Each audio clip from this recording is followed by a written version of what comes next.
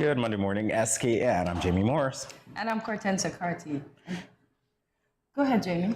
Go ahead with what? I'm breathing. I'm glad to be alive. What? I was just about to say, how about this rain? How about this rain? Oh man, how about this rain, y'all? Subtropical storm Nicole bringing a lot of rain, it seems to be our way. We might be in the outer bands, are we not? But I wanted the rain to fall all weekend. It now started. Okay. When we have to come to work. So how can we enjoy this rain? Are you saying that you don't enjoy Monday mornings on Good Morning SKN? I do, but Tread very I love carefully, the by the way. rain. When it's raining, I'm like bedded. Okay, so we'll roll out the sofa for you. We'll displace the person who's sitting there right now, and then you can sleep your way through the rest of the show, but you guys definitely won't. We want to thank you for joining us for another edition of GMSKN on this lovely but rainy Monday morning. Indeed, We proceed to the latest at this time.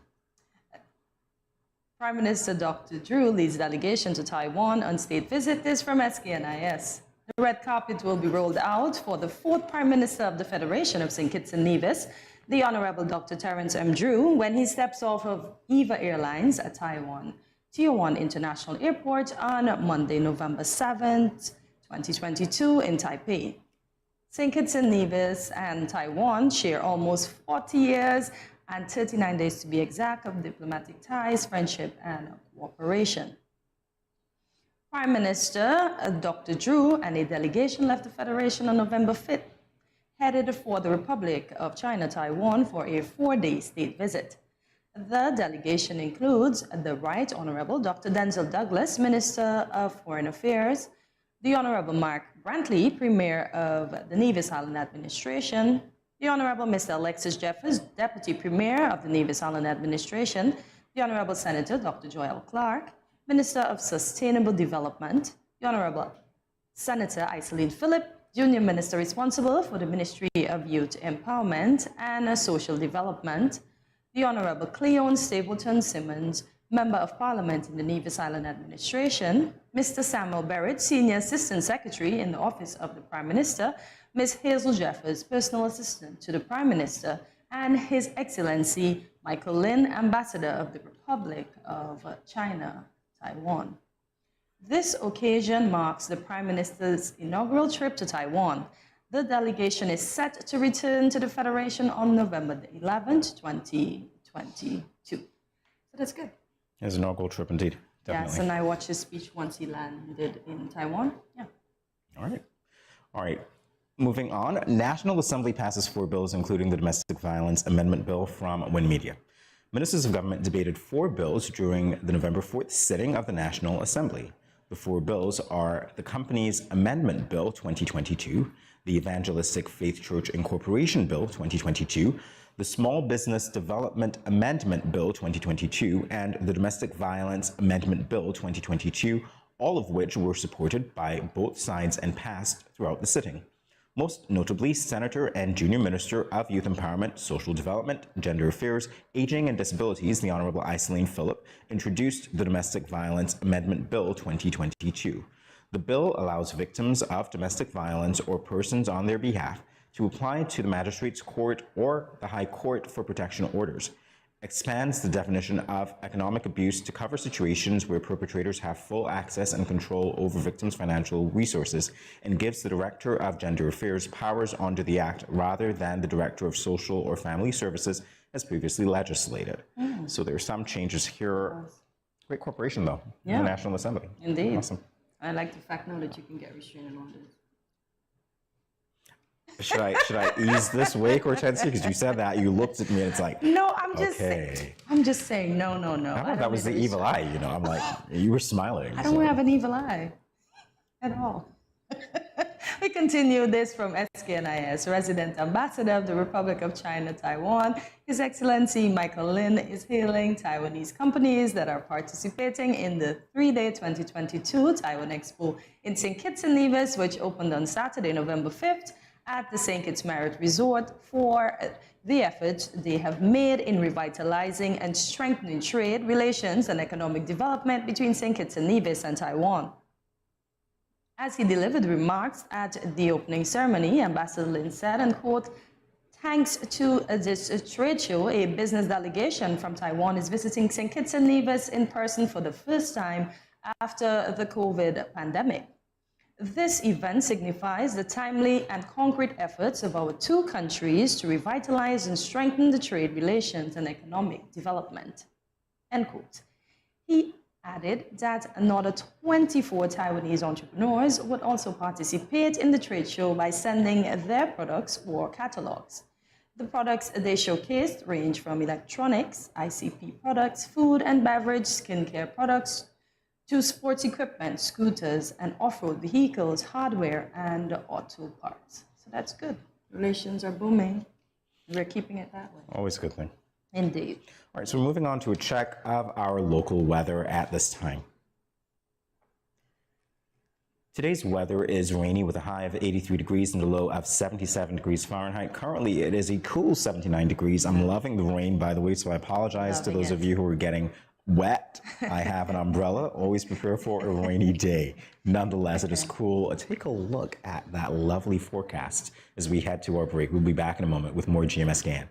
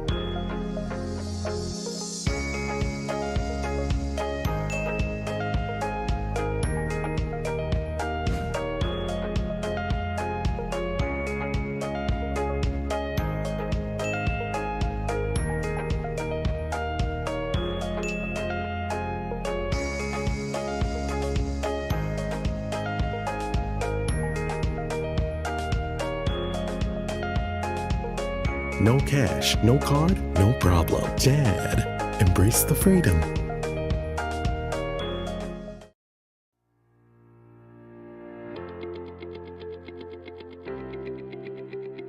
Dreamy Decor specializes in flowers for all events, from birthdays to weddings and any other special occasion.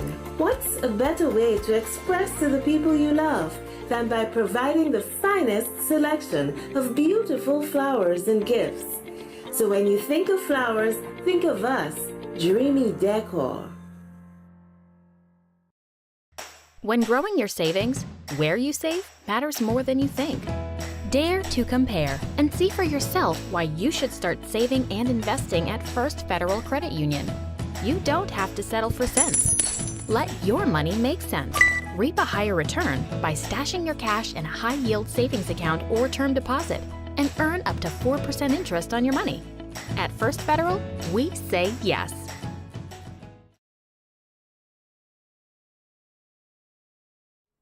Welcome back to Good Morning SKN. It is time now for the latest in regional news. This from Loop Caribbean. The Ministry of Legal Affairs, Labor and Consumer Affairs of Grenada has appointed the island's first woman to serve as Labor Commissioner. Valerie Thomas brings a wealth of knowledge and experience to the position, having worked extensively in the field of labor relations, according to a press release about her appointment. A graduate of the Cipriani College of Labor and Corporative Studies, Thomas specialized in labor studies with an emphasis on negotiations, labor administration, labor dispute management, and tripartite dialogue. Her professional career includes employment with one of the largest trade unions in Trinidad and Tobago and highlights a sterling record of success before the industrial courts. Mrs. Thomas also has experience in the Grenada Public Service, having worked for over 17 years in general administration and human resource development, So this is a significant milestone for the people of Grenada. Yes. And I think all the new ministers, they are including the women at the table and not just keeping them on the menus now. So that's a very good thing, I must say. We continue now with international news. COP27 climate chaos warning as UN summit begins. This from the BBC.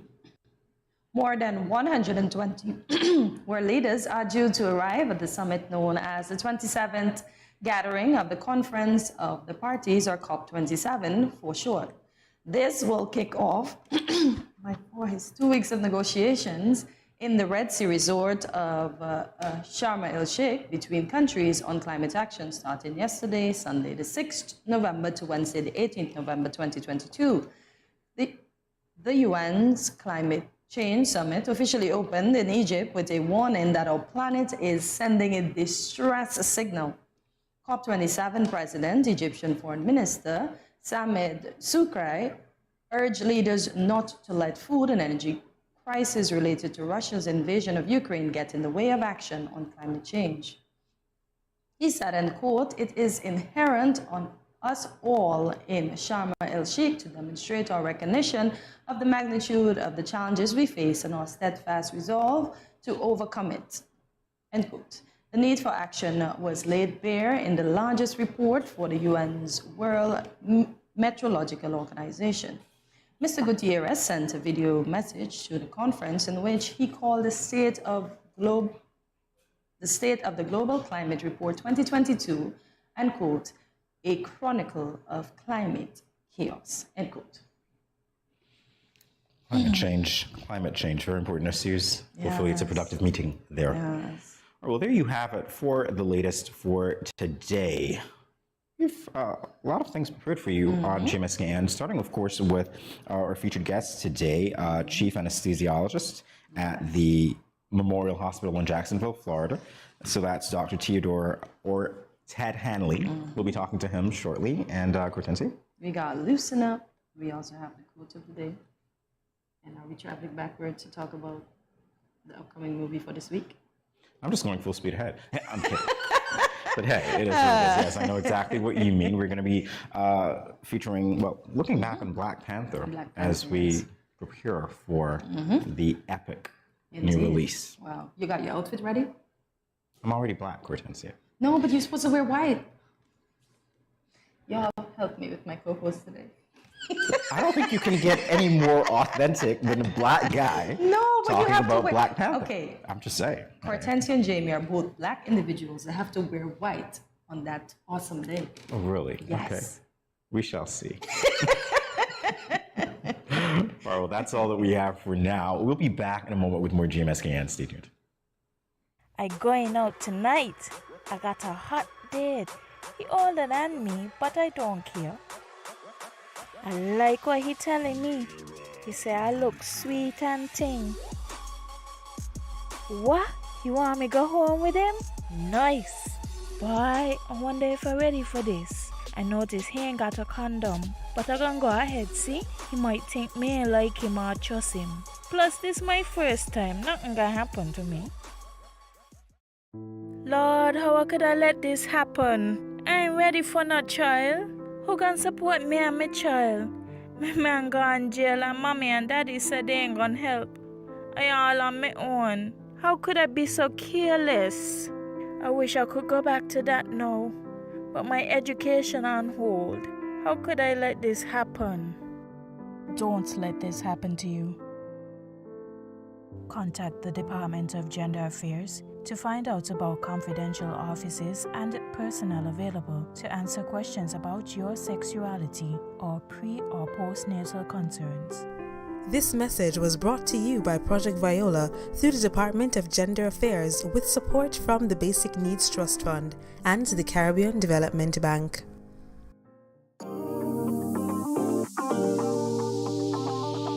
I need some veggies for dinner.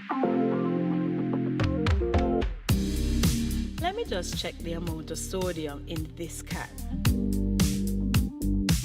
Oh no, this is too much. Let me try our next option. They did say it's healthy to consume less salt. This is much better. am salt smart.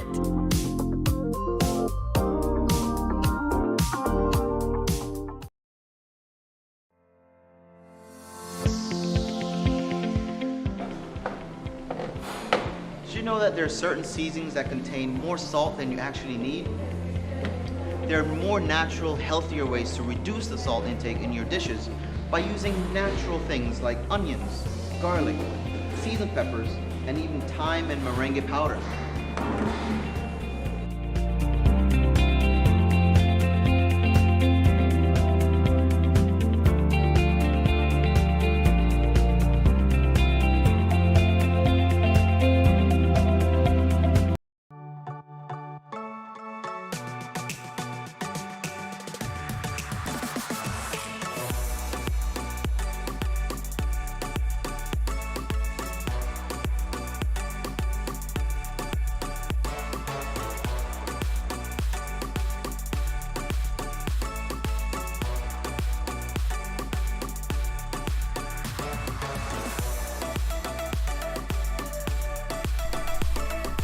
Yeah.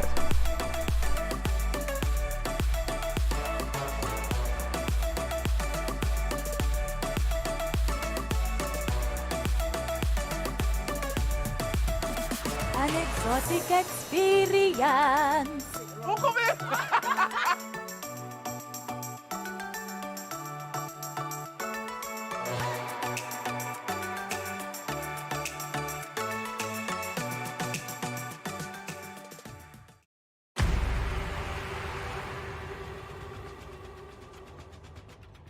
What will it take to grab the attention of someone with the power to make your dream come true? 7 hopeful entrepreneurs in search of the finances necessary to take their ideas to the next level. This is their lives, right? This is their business. 4 savvy business owners ready to make a pragmatic investment. You can't help people if you can't help yourself. First, you make the dollar and you give the dollar. Why you take your business offline? I really feel that you need to do a little bit more research. Very knowledgeable. Super knowledgeable. You have a great idea and a great concept. I think you'd be snapped up by Disney. If you have a job someplace, it means that if something is not working, you can walk away. Who will invest? Let's do this. Let's do this. Thank you. And who will be sent home with nothing? I am your host, Kevin Hope.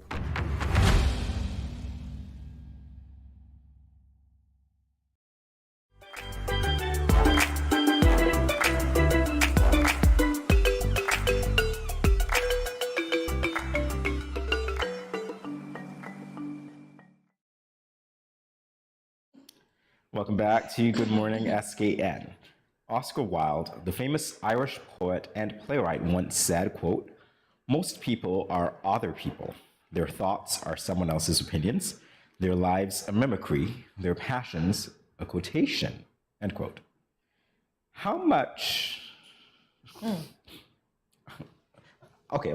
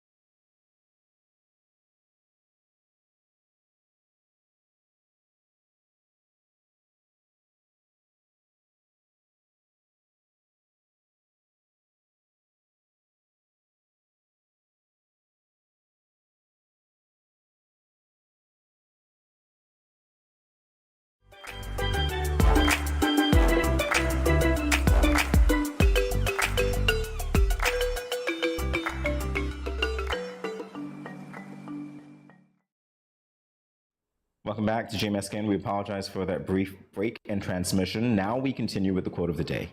Oscar Wilde gave us this quotation, which I referred to earlier, and I'll restate it now. Most people are other people. Most people are other people. Their thoughts are someone else's opinions, their lives a mimicry, and their passions a quotation. End quote. And the question was, how much of who you think you are is really who you are? And I said 10% earlier, right? Because in the position that I hold now, I look at a lot of folks. I look at Tamron Hall, that's my inspiration. I look at GME, so almost all of the ladies and gentlemen on there are my inspiration because I want to know how to do it better, how to ask questions, how to operate as a television host. So, I have to garner the skills. Only the most in all honesty, I didn't go to school for these skills. So I mix their skills with my skills in order to become a better host. But it's, as I said, I am not imitating them. I am being inspired by them. So I don't want to be a Robin Roberts. I don't want to be a Tamron Hall. I want to be a Hortensia with a little of what I would have learned from them. As we were discussing during the break, we are taught the same things. Yeah, I did say that. I did say that, and that's the point. I think that it's interesting because we all claim to be unique, and we are because we have, let's say, this, for lack of a better term, a menagerie of experiences. They combine to make us who we are. But at the same time, it's just, we're taught the same way in a lot of instances. But we don't understand or grasp things the same way. Well, I get that, but at the same time, I'm saying the way that society is set up, for instance, if you want to be a pilot, you're going to have to go through the basics. Yeah. If you want to be a teacher, the same thing. Same thing. A doctor, pretty much the same thing. And where the uniqueness comes in is what you do with those experiences, your own flavor, I suppose, on top of it. But I think society is set up in a way where, at least at the basic level, you'd be thinking like other people. Yes. Until you learn why that's not a good thing to do. Exactly. Until you learn to trust your own instincts, and then you critique. You know what I mean? That's where I'm going with it. Because look at that. I was a flight attendant for 12 years. And my speech, it evolved during the 12 years. And I was nobody but Hortensia. And I got a lot of cues from passengers that even tell me, you should go into journalism after this, blah, blah, blah, shackly, smackly. Little did they know that that was my plan. Always have been my plan. But I was like, thank you, being humble. Thank you, thank you, thank you. But I perfected that speech over the 12-year process. And I didn't stick to what I was taught. I tweaked it and I made it Hortensia. I guess that's an important part of it. The question is, though, why do you think it's so easy for people to adopt other people's opinions? Opinions this time. Opinions. Because, in a sense, let's go with one of the motivational speakers. Like, Tony Robbins said he only had $10 or I think $20 in his bank account. And when he spoke to Mr. Rohn tell him, so how do you get better? So he would have watched Mr. Rohn, mimic some of what Mr. Rohn would have taught him without copying the fullness of Mr. Rohn. And now he's one of the richest and most successful motivational speakers out there. Yeah, I get that. I'm going to ask the question and answer it my way again. So why is it so easy for people to adopt other people's opinions? I would say that it stems from a position of power in the first place. So there's insecurity on one hand, because if we're going to adopt people's opinions, it's either that we think that what we're thinking of is substandard to what they present. So we buy into their opinions, and or we just lack the confidence and we listen to their opinions and we never really say, well, you know what? We're not at that stage in our development where we can say, I respect your opinion, but no. Because I think that's really the height of it. That's the pinnacle of what it is that we're learning or experiences as well. The ability to not just adopt people's opinions blindly, but to sift. What if initially you have to adapt the opinions blindly to get where you need to get? I would say never adopt anything blindly, Hortensia, because you don't know where you're going to go. But if you see where they have gone, I'm not saying to steal anybody. So then is it blind? Or is that you assessing that the outcome was a good one, and so you're going to trust follow along. Okay, what yeah, they say? I got that one. Okay, cool. All righty. So the difference between inspiration and imitation. I think it's in the concentration. And I say that as if I'm looking at a bottle of something, right? It's in the concentration. You can be inspired, but you don't have to imitate. Yep. Imitation to me, and some people say that's the best. I think we have a quotation, right? It's cliche now. Imitation is the best form of flattery. I actually don't think it is. But that being said, the difference Halloween, between no way. That being said, the you can difference dress like the exact person. between inspiration and imitation, inspiration and how do I put this? It motivates you, or at least when I've been inspired, I'm motivated to continue along the path that I met, but to extend it. Yeah. Or to travel that path, but to do different things along it on my way to the destination. Imitation suggests that when I'm taking those steps, I'm doing everything Like that person. Yeah, exactly, the person before me did in the way that they did it. And so there is a diminution of authenticity, if I can say it that way. Copy, thief, lazy. Yep. But the word that is the difference between those two words are intent. What you intend to do with it, as you said, Absolutely right. Yep.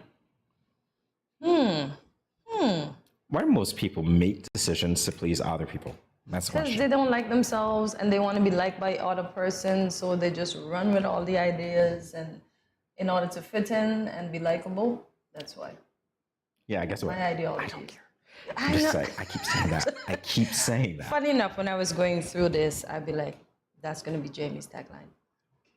I really don't care. Listen, at a certain point, maybe I cared earlier. I think we all. Me, I'm just saying. Yeah, but it's like as you progress, you learn to trust your gut, and that's not saying that you're not going to.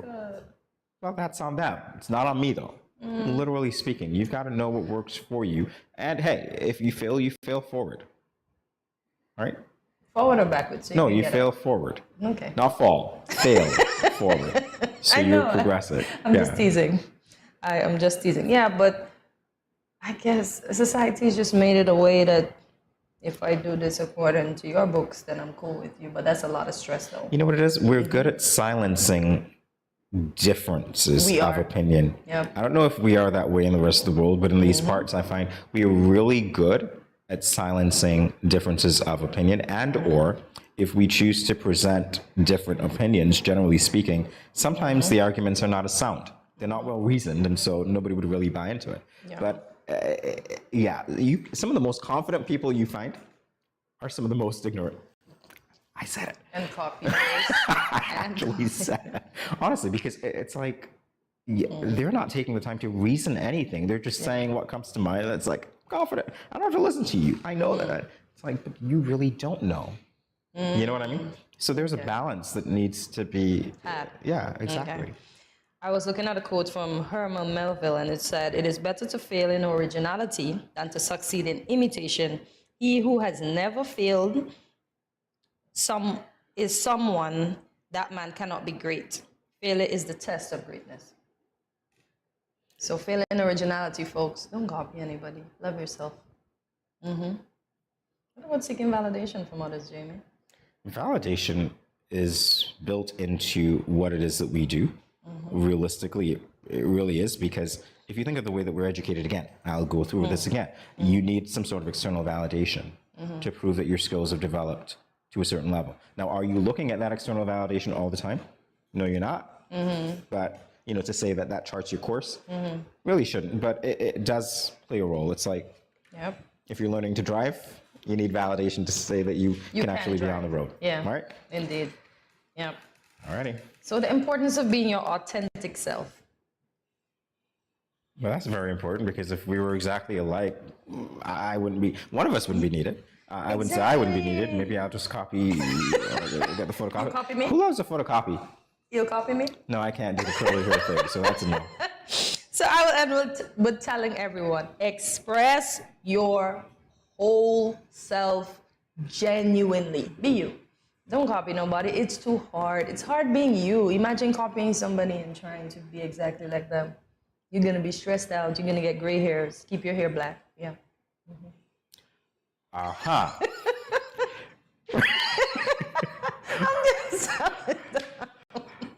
We're going to go. Oh, let's go to commercial.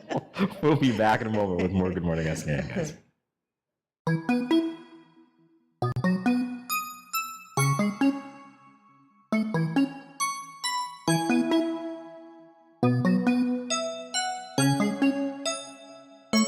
Next, please.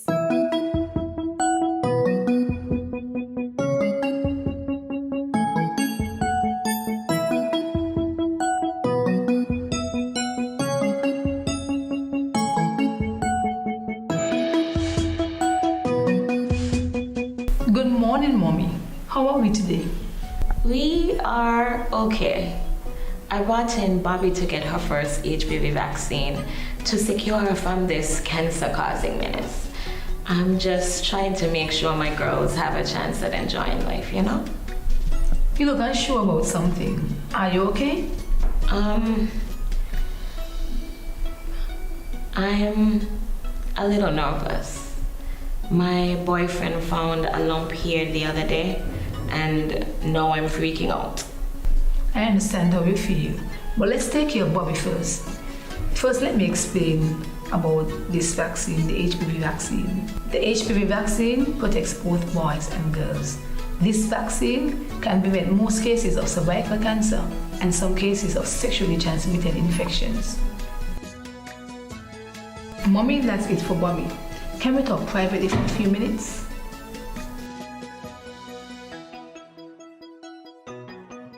It's really good that you told me about your boyfriend finding the lump. I'm glad that you weren't too scared. Mommy, when was the last checkup? I mean, which includes your breast examination and the pap smear. Honestly, I don't know anything about pap smears. Is that something you do during childbirth? Because if that's the case, I would have done it twice, right? A pap smear is an examination of your vagina and the pelvis area. It should be done for females between the ages 18 to 69 at least once a year. The World Health Organization recommends that the doctor or nurse that is doing the examination remove the cells from the cervix and check for any abnormal cells, cancer, and the human papillomavirus, which causes cervical cancer. If females get regular tests, anything unusual or abnormal can be treated and seen in its early stages. The girls are being vaccinated before age 13 to reduce the risk of getting cervical cancer. Women tested early and girls vaccinated can help us end cervical cancer. Don't be afraid. It's a simple examination which will be over very soon. Come on, let's get tested.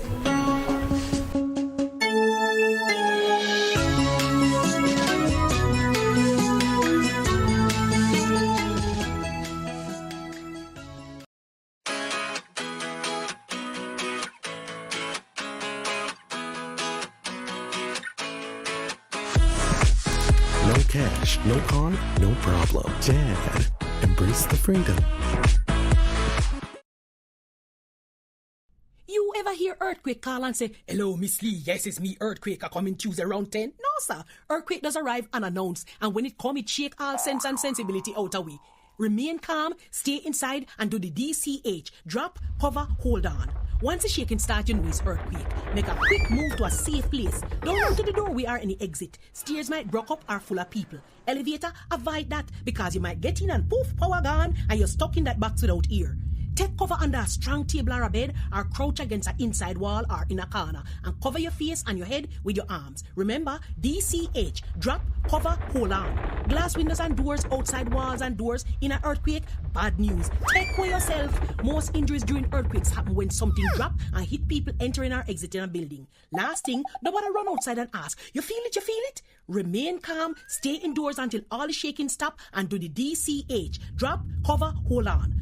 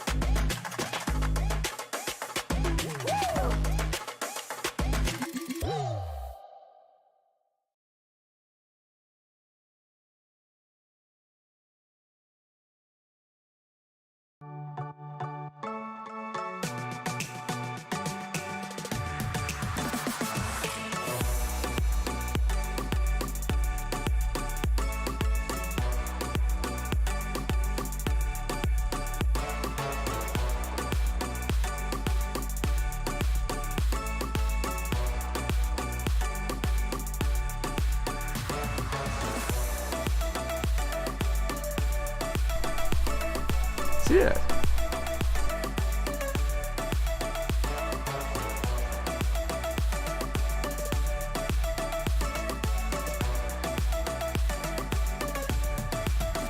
An exotic experience.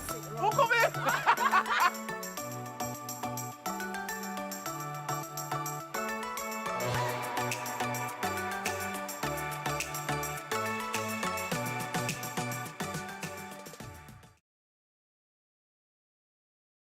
Hi. If you are a smoker, please pay attention to this message. According to the World Health Organization, there are 1.3 billion smokers in the world today, and tobacco kills 1 out of every 2 smokers. Did you know that there is enough nicotine in 5 cigarettes to kill an average adult if ingested whole? There are more than 7,000 chemicals in tobacco smoke, of which more than 250 are known to be harmful. More than 69 are known to cause cancer, and 16 are classified as Group 1 carcinogens.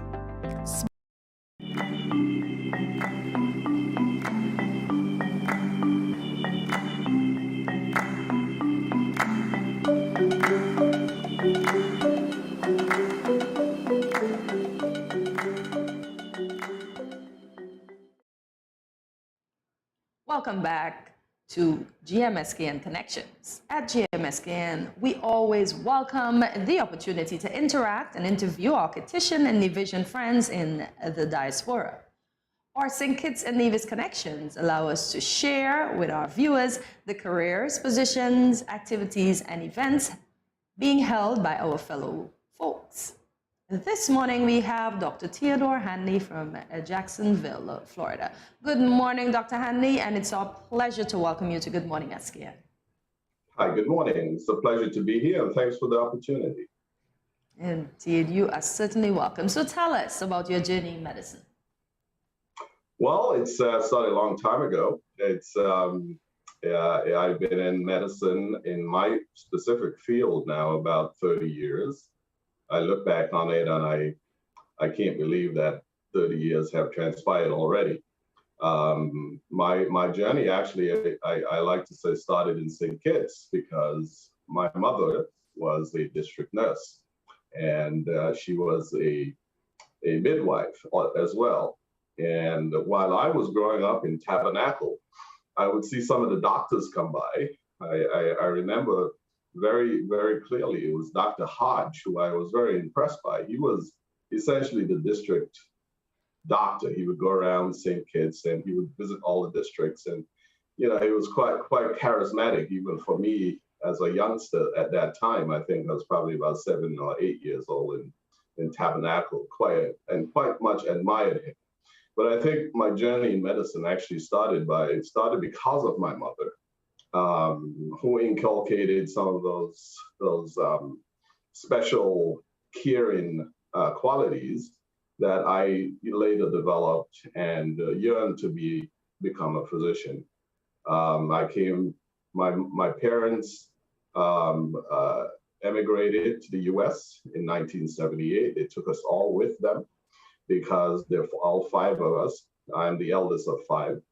And she wanted us to have an excellent education, which she accomplished. I mean, I was just talking about her a couple of days ago, and I said, boy, she was visionary because she really wanted us to get that opportunity. And when I talk about us, my brothers and sisters are quite successful as well. My brother is a physician. My other brother is an aerospace engineer with a PhD. And my sisters are also involved in management of healthcare and other areas related. So, nice. Yeah, I could go into more of it. We emigrated to New York. New York at that time, back in 1978, was almost like this time. You know, talk about crime and different things happening in the city. It was a very scary time to be there. But we did well. We made it through those times and did very well. I entered medical school college first at the City University of New York, medical school at the SUNY Downstate Medical Center, where I trained as well in anesthesia. And I never looked back. It was been good. Can you tell us, doctor, what drew you to anesthesiology? Why did I choose anesthesiology? Yes. Well, I actually went in, if you look at my bio, I actually went into surgery first. So I wanted to be a surgeon. And I actually love being in the operating room. I love doing procedures. I like to say I'm a physiologist. And anesthesia lends itself to putting you in that sphere of treating a patient in a very critical period of time on the surgery. Surgery is almost a traumatic, it is a traumatic event when things metabolically are going very much awry. And the anesthesiologist, more than putting the patient to sleep, which is probably the easiest part of the job, is really to maintain that normal physiology during the time of surgery. That attracted me a lot to anesthesia. And I still enjoy being an anesthesiologist even after 30 years, because it is a time when you are not only the patient advocate while they are, asleep, but you are basically taking care of their physiology at a very critical state, using, gases and different anesthetics to keep them in that state and to keep them alive, essentially. That's what the deal is. So how does one become an anesthesiologist?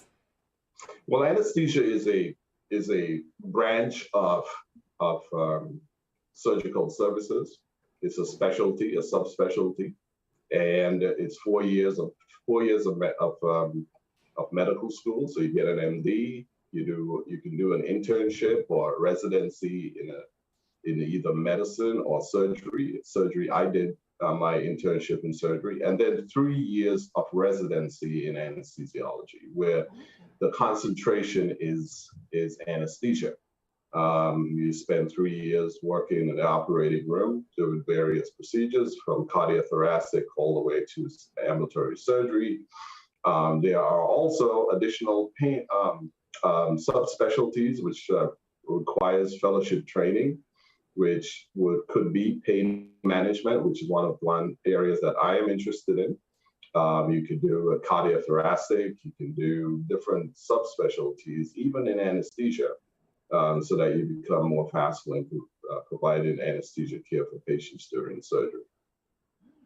All right, so earlier, doctor, you and I were talking very briefly about the fact that you were the chief anesthesiologist at the Memorial Hospital, Jacksonville.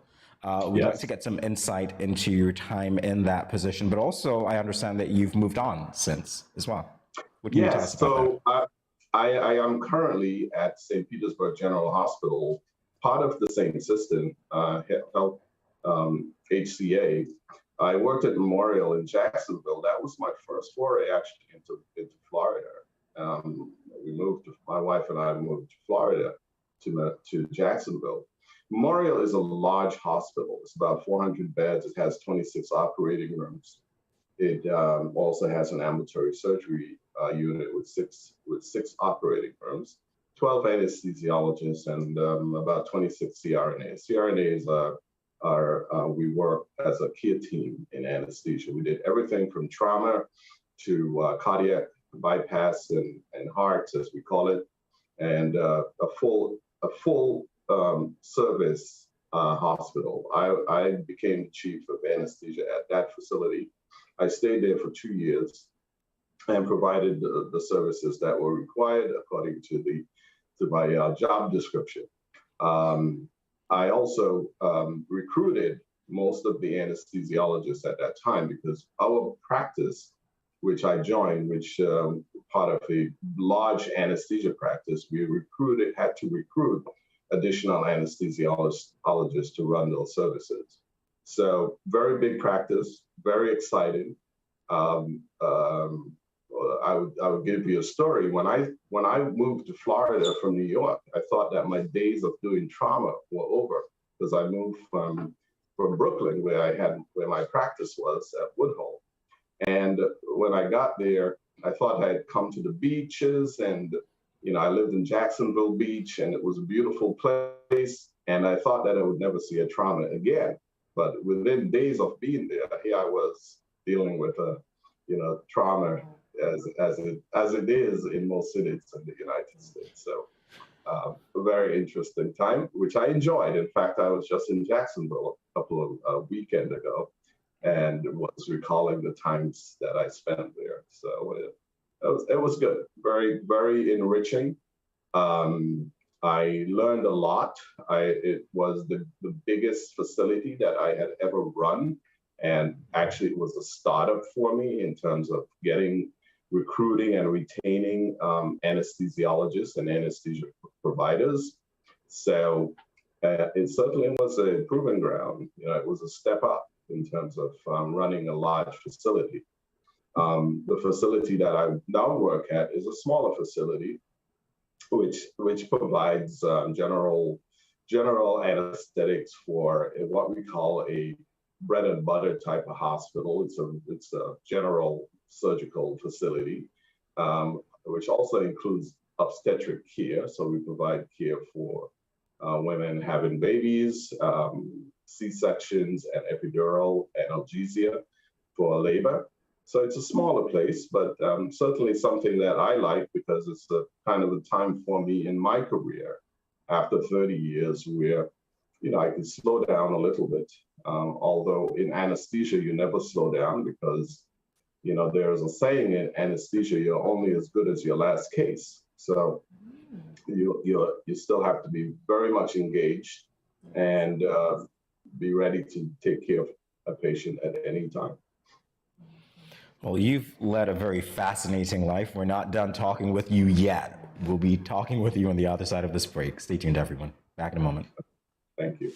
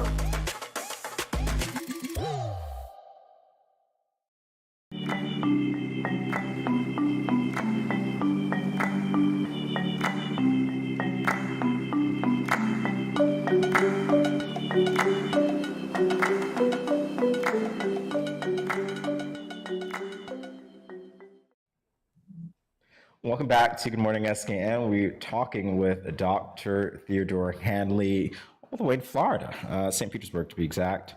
So, Dr. Hanley, you've led a very fascinating life. You've had a successful career for 30 years even. I'm just shocked by the way that you've been able to maintain that passion for that time. What can you tell us about a typical day or week in your practice? Is there even such a thing? Well, let me start with this weekend. So I've been on call from Friday, Saturday, and Sunday.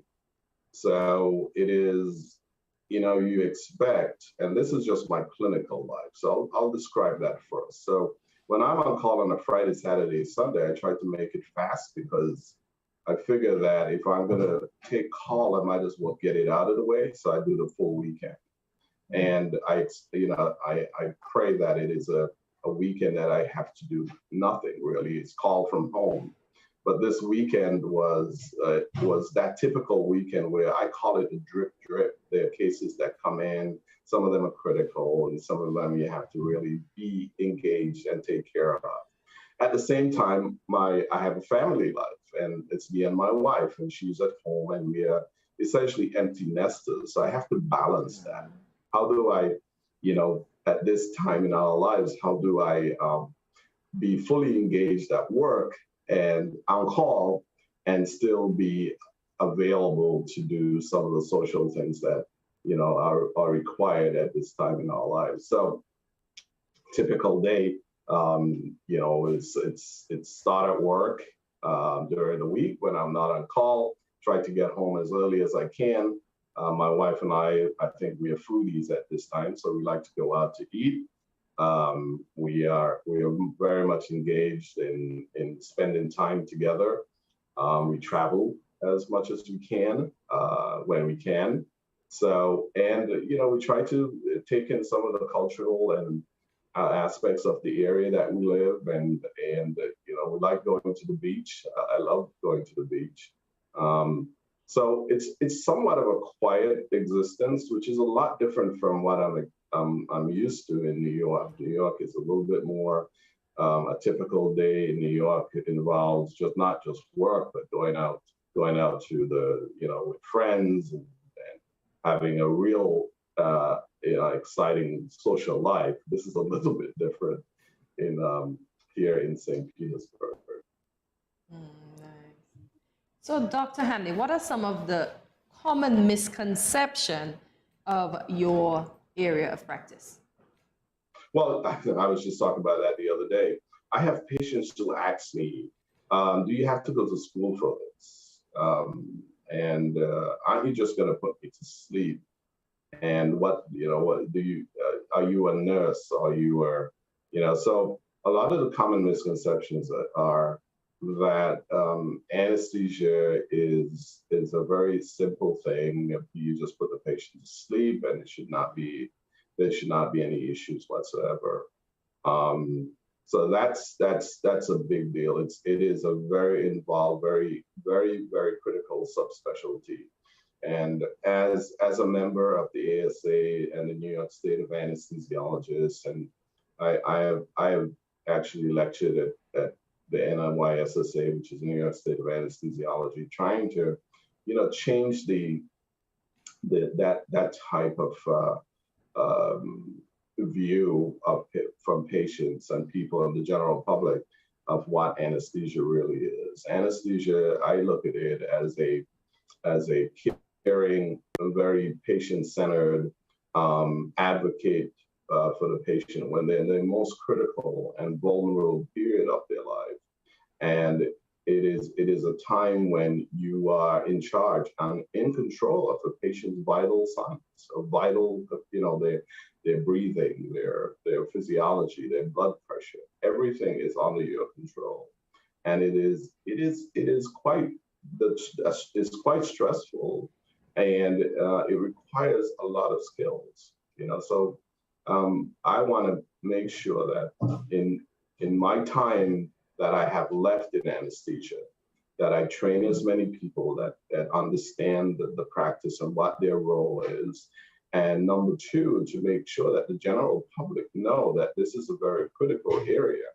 Now, I was also thinking, why is an anesthesiologist or this area so vital to a patient during this very small but important period of their life? Surgery doesn't last forever.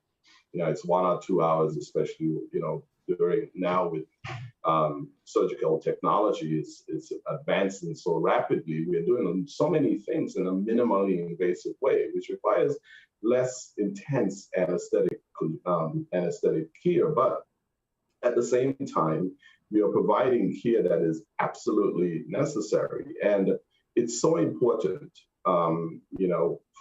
to bridge the gap between primary care and what happens to the patient during their primary care if they require that, and how patients' lifestyles are conducted, because you really see in that critical period the physiology of a patient if they don't take good care of themselves. For example, morbid obesity is one of the biggest challenges for us in our field. So many things in the physiology, the anatomy of the person changes, which puts them at risk for a general anesthetic or any anesthesia.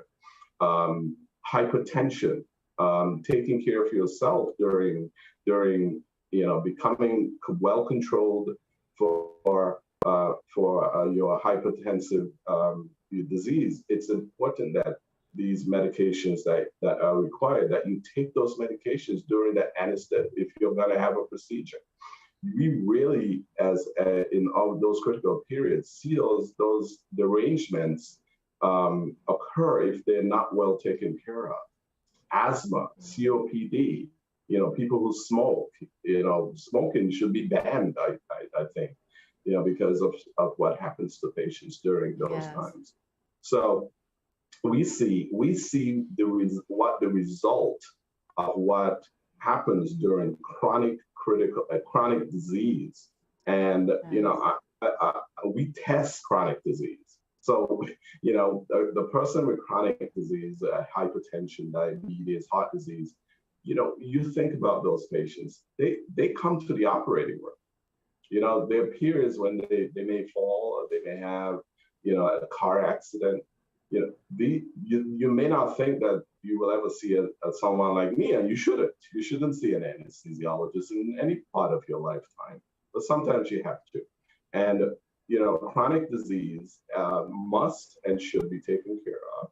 Preventive medicine, the internal medicine doctors should really take great care of their patients once they present, that they continue to take their medications, that they give them alternative medical care so that they can really be well managed. We see patients a lot of times, I say more than 50% of the times, where their chronic disease is not well managed. And the time to manage a patient's chronic disease is not when they're having surgery. It is not the time. So some of the misconceptions, again, just going over what I said, you just put patients to sleep. We are actually your primary care, your internal medicine doctor, your critical care doctor during the time you're having a surgical procedure. And very important indeed. We are almost out of time, doctor, but I need to fit this final question in, because as you are a son of the soil, I really have to know, is there anything that you miss most about St. Kitts and Nevis? I miss the essence of St. Kitts. In fact, I didn't tell you that I travel to St. Kitts quite often. And in fact, it is my goal to finish, but not retire in St. Kitts, but to set up and design a healthcare, I'll be part of a healthcare system in St. Kitts that is second to none in the region. That is my goal, and I am working towards that, because there are so many other nations, I think it's being one of them, that do not get the kind of healthcare that we are so accustomed to in the United States. It's so pedestrian here to have everything you need. Although we are still kind of in the U.S., we still have some of the highest cardiovascular loads. But that is my goal. My goal is to live and work in St. Kitts and to help to set up a private public healthcare system that would provide healthcare for St. Kitts and the region. Oh, well, thank you so much, Dr. Hanley. It was indeed a pleasure speaking with you here at Good Morning SKN, and we hope to see you when you come home, and this time you'll be in studio with us, okay? Thank you so much. It's my pleasure. Welcome. All righty. Thanks, doctor. Have a great day now. GMSKN Nation, stay tuned. Much more after this short break.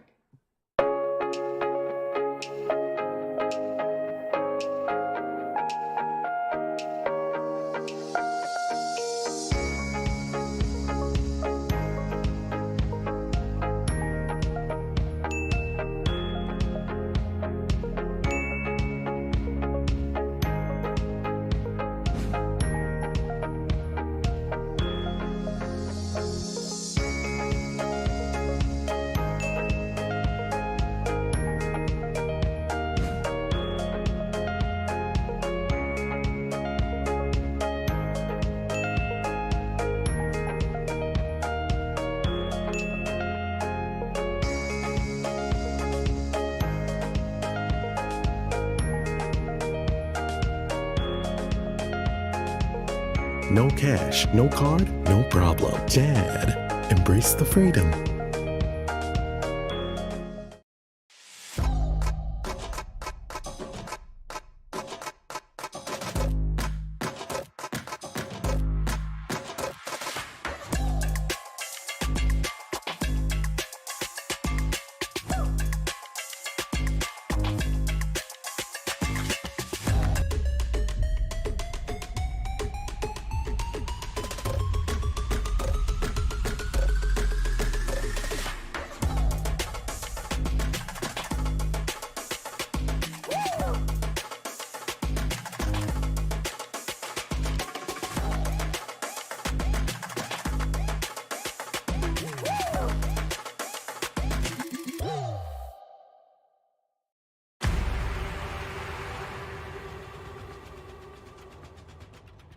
What will it take to grab the attention of someone with the power to make your dream come true? 7 hopeful entrepreneurs in search of the finances necessary to take their ideas to the next level. This is their lives, right? This is their business. 4 savvy business owners ready to make a pragmatic investment. You can't help people if you can't help yourself. First, you make the dollar and you give the dollar. Why you take your business offline? I really feel that you need to do a little bit more research. Very knowledgeable. Super knowledgeable. You have a great idea and a great concept. I think you'd be snapped up by Disney. If you have a job someplace, it means that if something is not working, you can walk away. Who will invest? Let's do this. Let's do this. Thank you. And who will be sent home with nothing? I am your host, Kevin Hope.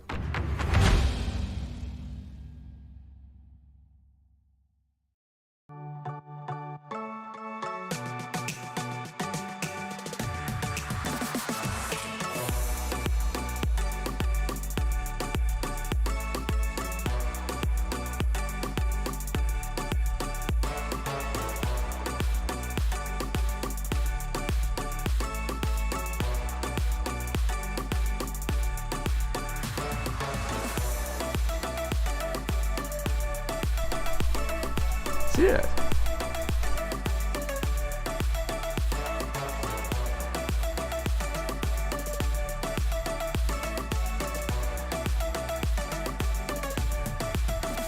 An exotic experience.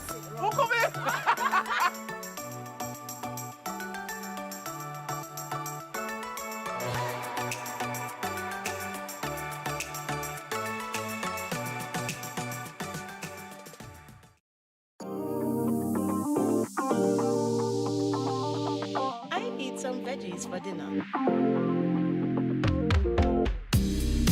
Let me just check the amount of sodium in this can. Oh no, this is too much. Let me try a next option. They did say it's healthy to consume less salt. This is much better. I am salt smart.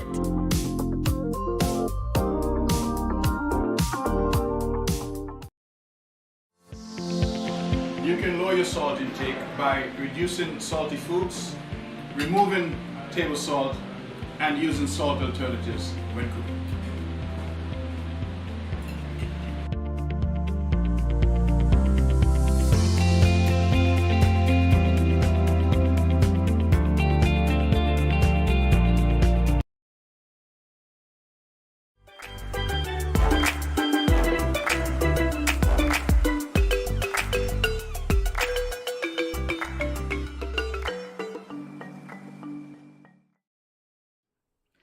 Everyone has hopes, dreams, and sometimes regrets too. Everyone now and again indulges in wishful thinking, and we've all had those if I could moments, right? So for this segment, Cortensi and I will engage in a discussion of if I could. And 10 cards have been prepared for us with some ideas and things our production team would have us answer, and I kind of wish the production team would answer them themselves, but you know, we're the host, so we're getting that, right? We're gonna do a spin-off. So you wanted them to do the answer for us, or we're gonna have part 2 at some point, and they will answer. Depends on how good the segment is. Good right? stuff. Yes. I'm teasing, by the way. We know it's gonna be. So, what about you guys? Perhaps you can join us in the activity of if I could. Right. Feel free to include it in the comments on our YouTube and Facebook and Instagram pages, and let us know what you would do if you could. So, ladies first. Da, da, da. Even in danger.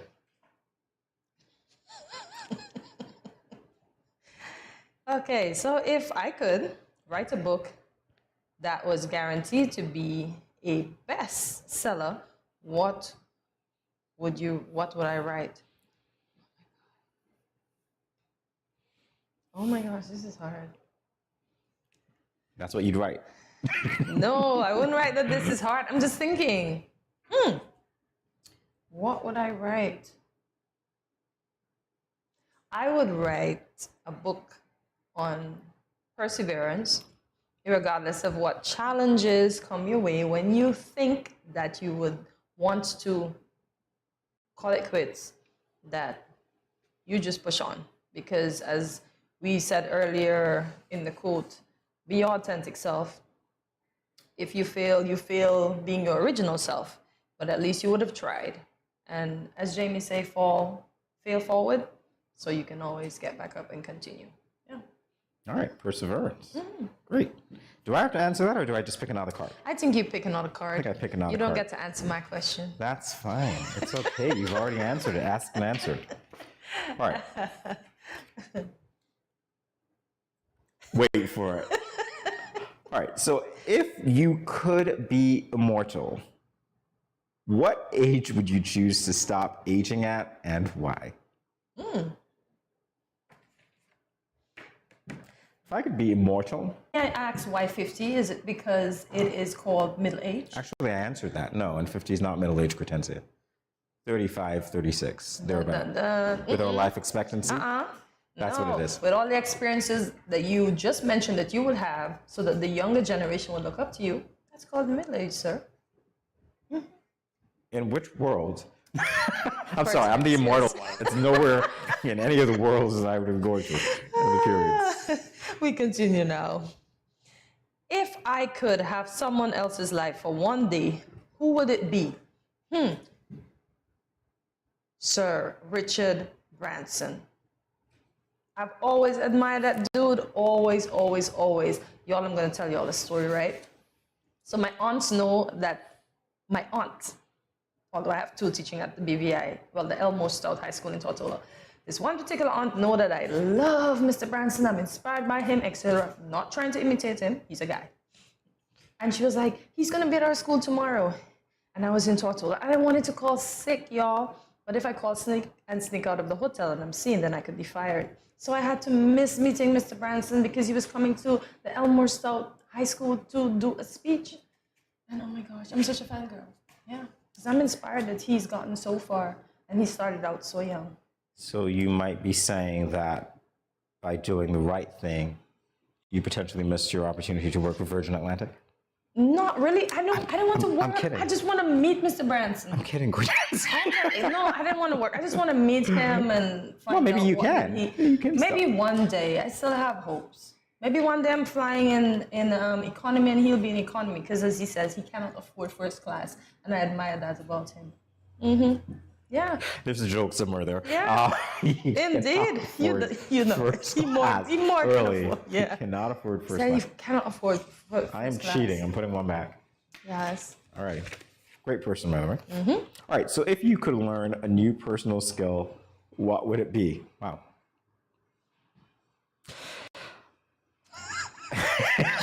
Yeah, I'm on the Did you spot. hear right? my cartoon laugh?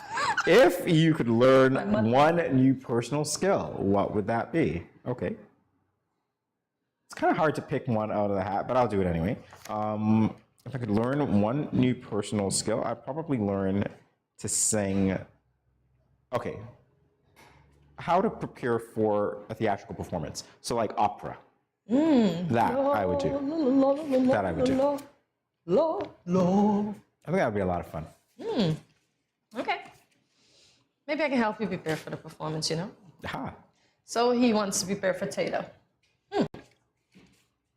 So if I could choose any person from history to be my imaginary friend, who would it be?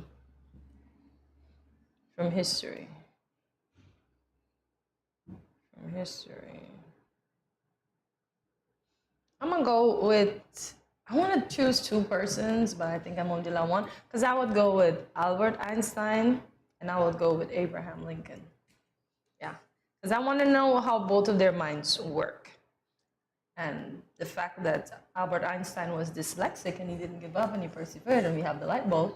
And then I know Mr. Abraham had a few shortcomings as well, but he was the president of the United States.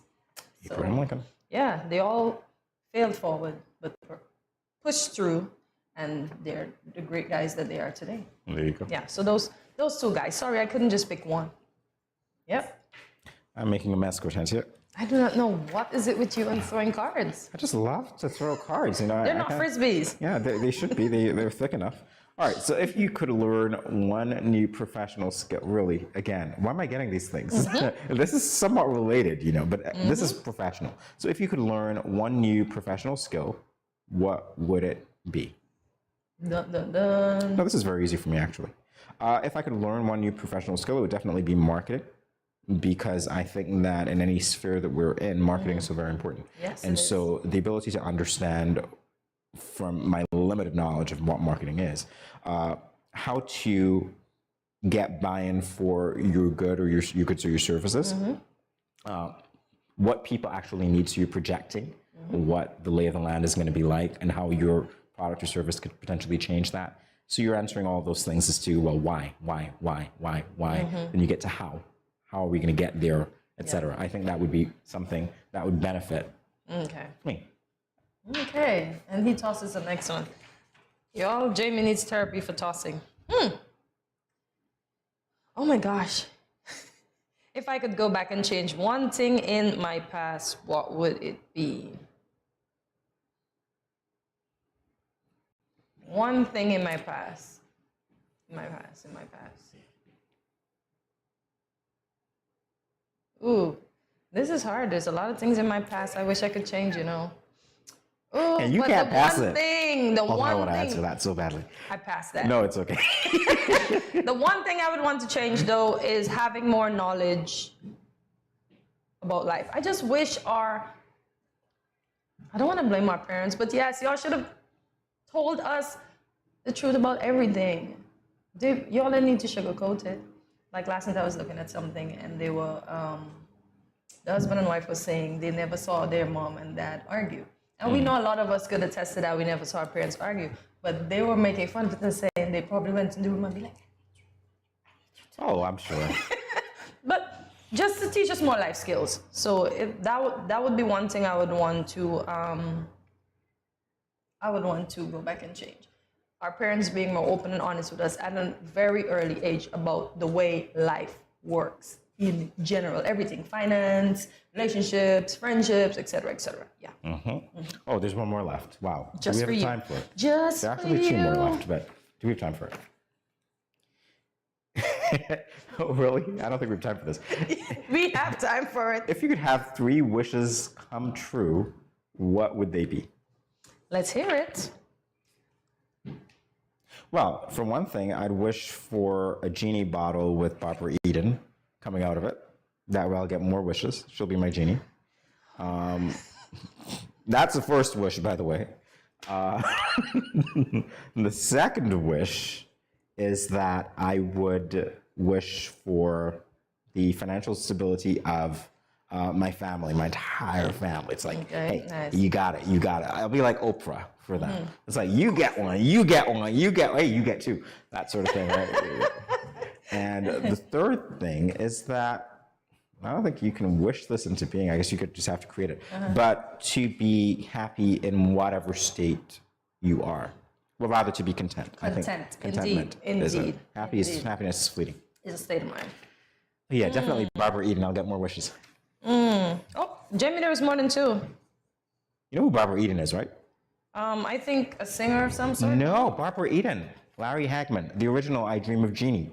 That's why I said that I'd get more wishes. Can you tell I never paid attention to that show? I'm gonna do a last one before we go. If I could instantly become an expert in something, what would it be? Languages. I long to be a linguist. Oui. Is that your Pepe Le Pew voice? Because I really think it is. That's your imitation of Pepe Le Pew? Oh, yes. Oh, okay. Yeah, so we'll say auf Wiedersehen for now. That is German for goodbye. And we will return in a few. So, how do you say it in Spanish? Regrese después este. No sé. Nos vemos en 2 minutos. Just come back. Much more after this. Children, how can you tell a tsunami coming? Teacher me. Sammy? My mother said when uncle jump in the pool and the water spoosh out, that's how you tell a tsunami coming. Settle down, children, settle down. Do you remember our tsunami song? Yes! When you feel like shaking and swimming around, you see the ocean gone like the fish on the sand. You should run.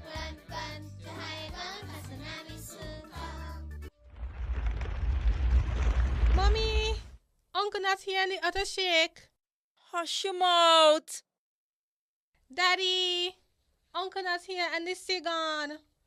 Who cares? You don't see all them free fish? Quick, give me the bag. This is how you tell us tsunami a come. Teacher says so. I would have failed in school, you know. Sammy, come, let me go. They would have failed anyhow. Let me run, see Sammy.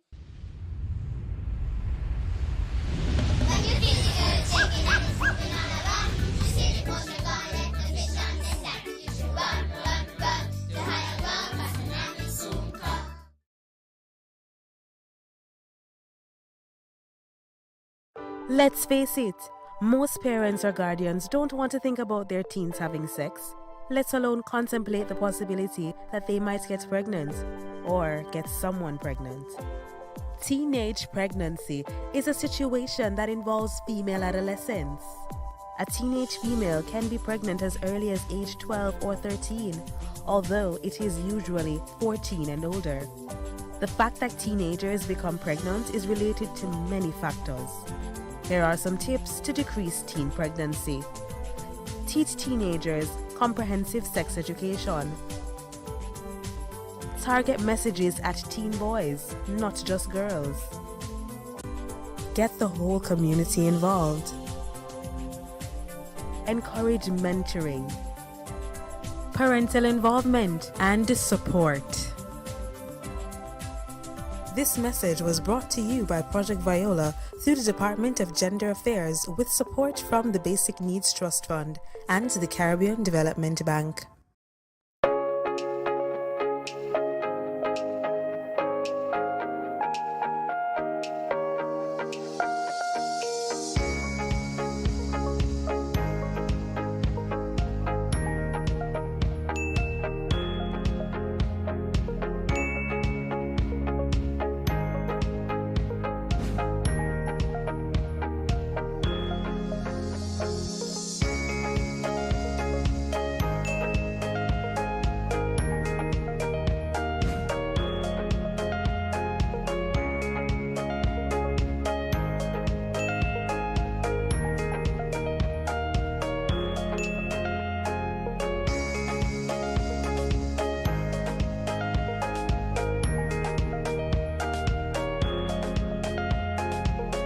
No cash, no card, no problem. Dad, embrace the freedom. Where are you going? I just mopped the floor and now the chair leaving marks all over the place.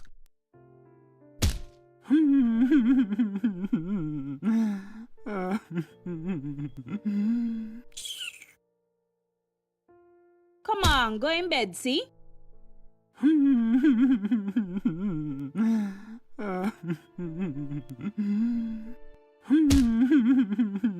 Sometimes I just can't take you on.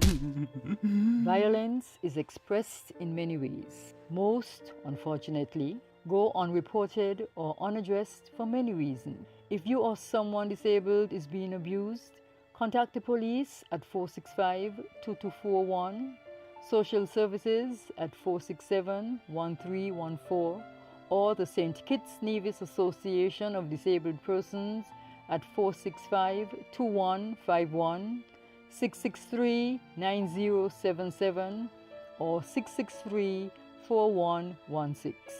This message was brought to you by the Department of Gender Affairs in collaboration with the Pan American Health Organization, PAHO.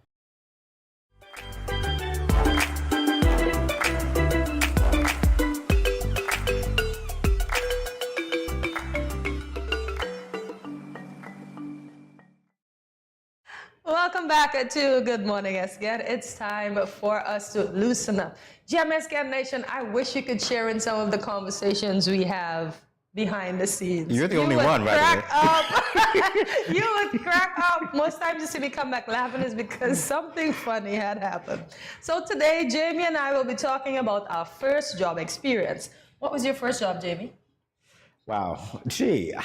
Your first real, are we doing the first real job or the job when we were teenagers? I never had a job when I was a teenager, per se. What? Look like at that. you. You know, it's just what it is. Okay, let's do the first job, first real job. I was teaching. Okay. Teaching people that were as old as I was, bigger than me as well. Nice. Yeah. So was it in the line of your interest? To get paid, yeah. Definitely. I like that. I'm being honest. He said the truth. He spoke the truth. And there, I love teaching now. I get it. But realistically, do you know of anybody who, unless they have a love for that profession, would say, I'm leaving school, and after spending all of my years in school, the first thing that I want to do is head back to school and deal with people who would probably give me more problems than I gave my teachers, just for the fun of it. Yeah. Are you kidding? Yeah. It was money, and then it was, oh, I get the most vacation. Okay. Oh, yeah, because I think that's what most teachers would say, though, the most vacation, because normal people get a mere 3 weeks, or if you accumulate days, then it accounts for a month. But to answer that question, my first job because I worked as a teen, but I was just doing everything. You know, people take advantage of little children. I was just doing anything, and that was just to get my own money to buy my Kipling bag to go back to school with, because, you know, you want to be part of the cool kids. Those were the days when I cared what people said. No more. So, yeah, you want to be part of the cool kid. But my first real job was, I was a sales rep at the famous Island Hopper. Yeah. All right. So you've been hopping islands ever since. Yes. The universe doesn't lie. Do you see how my entire life coincides? I just had a bar right there. All right. So what are some of the challenges that you faced on that job? Okay.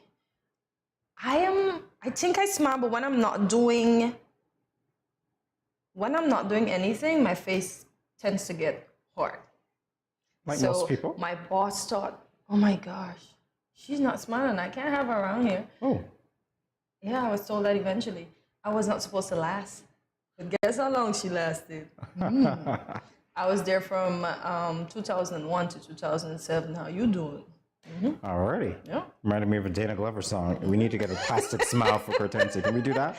Can we get somebody in the props room to bring out the lips? I smiled once a customer presented himself, but prior to that, I wasn't, and my body language said I was disinterested when I wasn't, because that job is the closest job I always thought that got me to feeling that I was a flight attendant. Because eventually I was the promo girl for the captains and stuff. I got the opportunity to go on cruise ships and waddle around, and they saw it. And well, look at you. Yeah, so it worked out for me. All right. It sure did. What did I learn on my first job? Always look for vacation. Vacation is salvation. I could not wait. Are you kidding? Children can be mean. Are you kidding? I learned that lesson early, and then I was like, yeah. No. By the end of it, a different me emerged. Yeah. Honestly. Oh boy. So what lessons? Well, I learned a lot, and it prepared me for where I am now and for where I was going, because I guess I always spoke me into the universe. Eventually, in 2008, I got through with my dream job that I almost gave up because of a situation, but it worked out for me, and I did that for 12 years, and the customer service that I would have learned, the smiling, how your body language tells your customer how you're feeling, yeah. So that job helped me to be better at my previous job, which helps me to be an overall better individual in life. Cool. What did I learn? What are some of the lessons that I learned?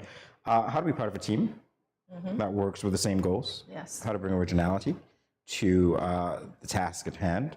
How to engage with people from different walks of life, because you mentioned customer service. As a teacher, teachers engage with not only other staff, not only people who are higher up in the ministry, et cetera, but you're dealing with parents, you're dealing with students. You just learn how to navigate those waters better. Indeed. Yeah. And did you learn how to keep your patience and not tell nobody off? It's interesting because I've had classes at my home, and my mom has observed me with different students, and she says when she's looking out, she's like, I don't know how you do it. You actually are so patient. I actually had one student who lied on me. I remember this guy. He's very popular on social media these days. Very, very popular on social media these days. And I'm not going to name any names. So he's very, very popular on social media these days. And if you know that I came from the Bright Star in the West, then that narrows the field a little bit. Suffice it to say. He didn't do that. He didn't do that. He didn't do that. Suffice it to say, right, that when he said, you know, hey, you're not patient, you don't do this or whatever, the whole class said you lie.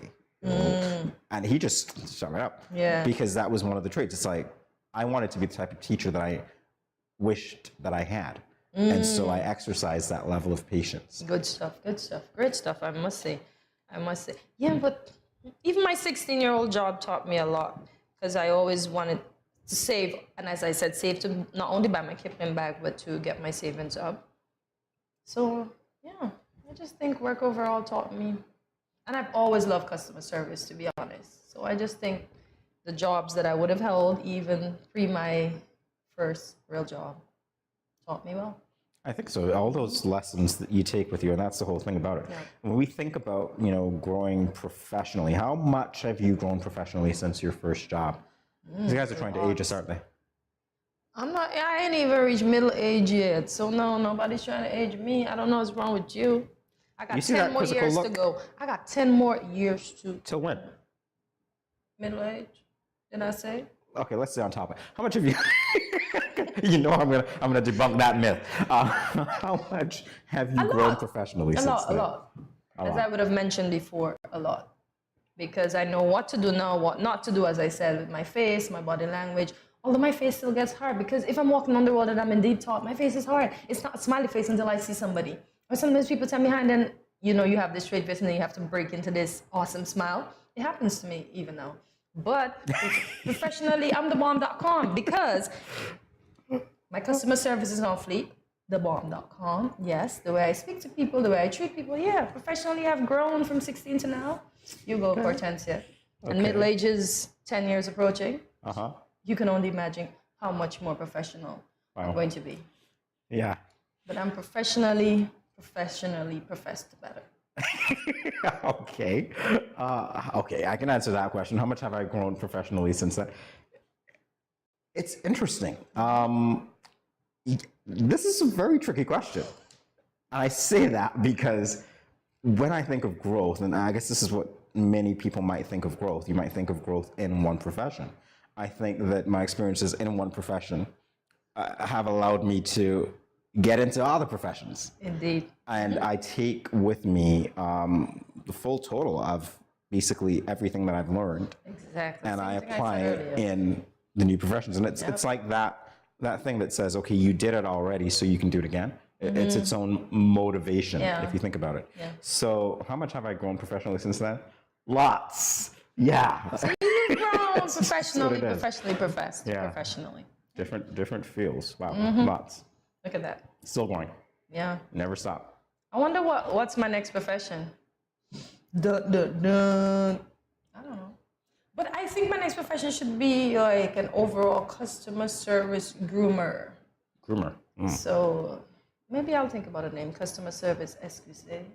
Oh. Yeah. Exquisite customer service. Oh, really? Okay. We'll see. We need to work on customer service in our little federation. So yeah. Really? No. There's no such thing as customer service. It's called angry service. No, it's called customer service. Angry service. Are you kidding? It's like, why are you here? You get the face. You ever go in? It's like, I was having a good day before customer service. That's not sweet. Not always. Always actually. love customer service. Not always. Always. I don't know, something about it. I guess because I like people. Yeah. I like people. Yeah, I've I'm learned. people-y. You're people-y? Yeah. Oh, that's nice. I like people. I'm not thinking of anybody in particular, but I do remember the movie right now, Problem Child. You like people, based on what I said before. Yeah, okay. For those of you who don't know about that movie, you might want to check it out. But after the break, we'll be talking about a more current one. So stay tuned. We'll be back in a moment.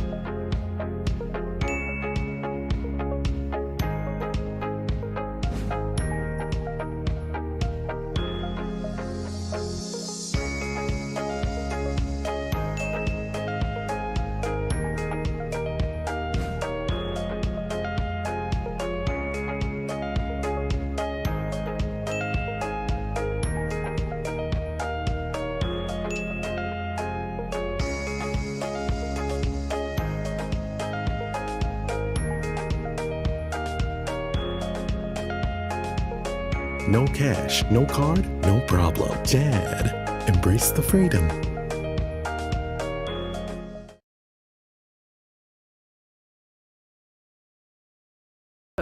Please pay attention to this message.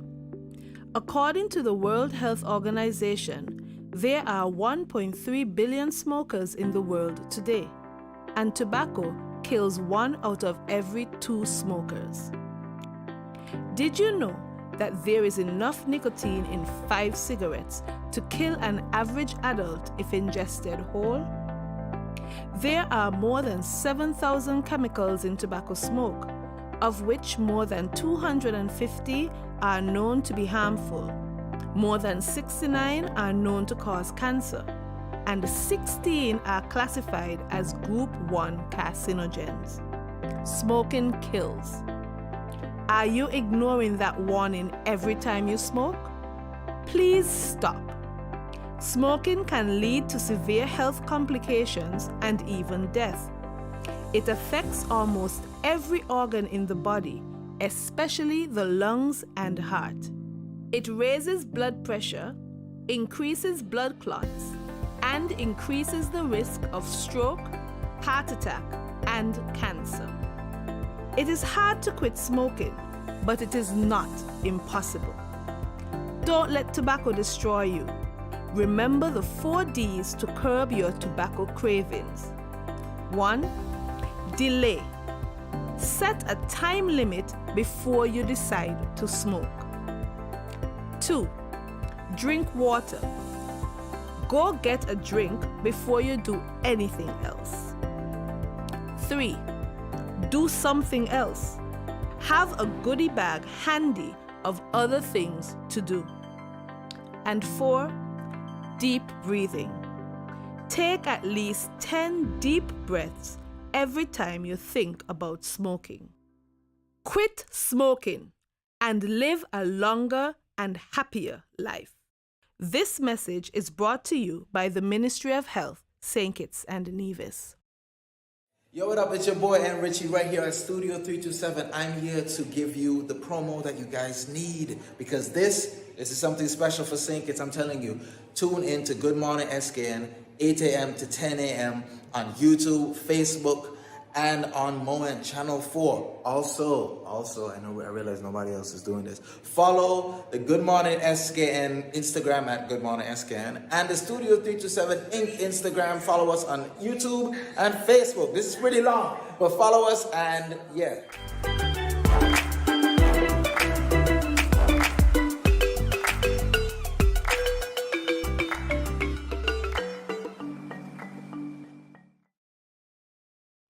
Welcome back to GMSKN. The highly anticipated release of the Black Panther Wakanda Forever movie is just 2 days away.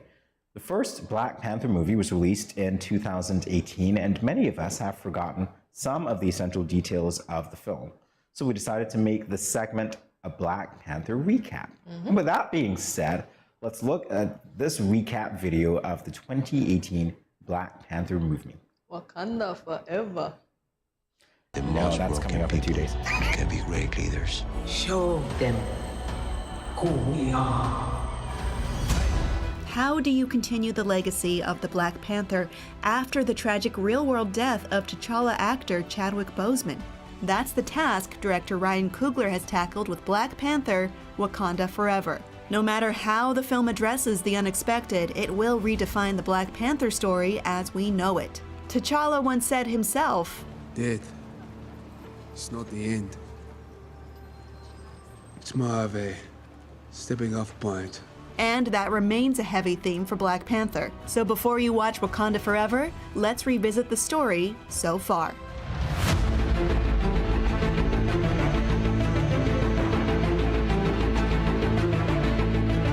T'Challa's first on-screen appearance, representing Wakanda with King T'Chaka at the UN Assembly to ratify the Sokovia Accords. T'Chaka is killed in an explosion, and T'Challa vows revenge against the Winter Soldier, who everyone thinks is responsible. He chases Bucky down in the streets as Black Panther, but gets arrested with him, Captain America, and Falcon for extracurricular superheroing that the Sokovia Accords just made illegal. He later fights on Team Iron Man at the airport Avengers Showdown, hoping to take a shot at Bucky. T'Challa eventually figures out the revenge-obsessed Baron Zemo is responsible for T'Chaka's death, and decides not only to not kill him, but stop Zemo from killing himself. The credits reveal that T'Challa let Bucky remain in deep freeze in Wakanda as scientists there search for a way to reverse his whole Winter Soldier brainwashing situation.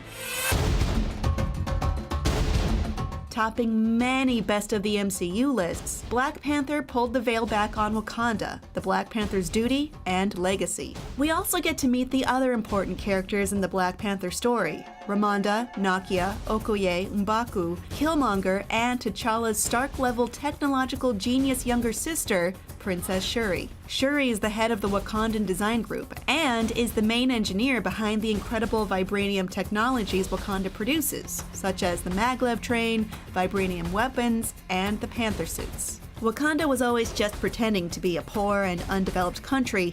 It is probably the richest nation in the world, with massive tech advancements fueled by stores of vibranium. The nation's tribes united under the Black Panther, a line of kings who consume the heart-shaped herb and protect the people. Wakanda has always been a closed civilization, and Nakia thinks it's time to change that, while T'Challa has his doubts. After a victorious round of ceremonial hand-to-hand combat against challenger M'Baku, T'Challa consumes the herb and goes into a deep sleep where his consciousness travels to the ancestral plane to meet his father and the spirits of the kings before him. Meanwhile, Eric Stevens, aka Killmonger, a ruthless ex-Navy SEAL assassin with an extremely high kill count, steals a vibranium artifact from a museum with his associate Ulysses Klaue, who'd been obsessed with finding vibranium for years. In the guise of the Black Panther, T'Challa intercedes, stopping Klaue with assists from Shuri, Okoye, and Nakia, and after a chase, T'Challa turns Klaue over to Everett Ross of the CIA. Soon, though, Klaue is rescued, and T'Challa notices a man with a Wakandan royal ring.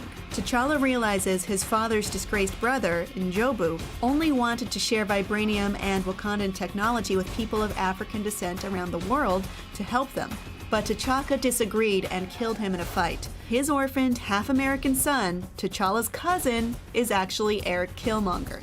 Eric shows up outside Wakanda, revealing his identity, demanding to challenge T'Challa for the Wakandan throne. He wins and seemingly kills T'Challa by throwing him off a waterfall, ingests the heart-shaped herb, and demands the rest be destroyed. He orders high-tech Wakandan weapons to be sent all over the world to destabilize other nations. Shuri, Nakia, and Ramonda flee, asking the Jabari tribe, the one tribe that did not join the rest of Wakanda under the king, for help. Their leader M'Baku reveals they found T'Challa and are taking care of him because he spared M'Baku's life earlier. They feed the last heart-shaped herb Nakia managed to sneak away to T'Challa, and he again returns to the ancestral plane where T'Chaka tells him to join him. They discuss the idea of Wakandan isolation versus opening to the rest of the world, and T'Challa says he will not stay there because he has to stop Killmonger, the monster his father's ideas inadvertently created. T'Challa returns to consciousness and works with his family and friends to stop Killmonger's forces, with T'Challa and Killmonger fighting one-on-one as Black Panthers. T'Challa wins the fight and offers mercy, but Killmonger chooses to die a free man. Finally, T'Challa shifts course for Wakanda as king. He opens a Wakandan embassy in Oakland, California, near where his father killed his uncle. He appears at the UN, officially opening his country and ending Wakandan isolation.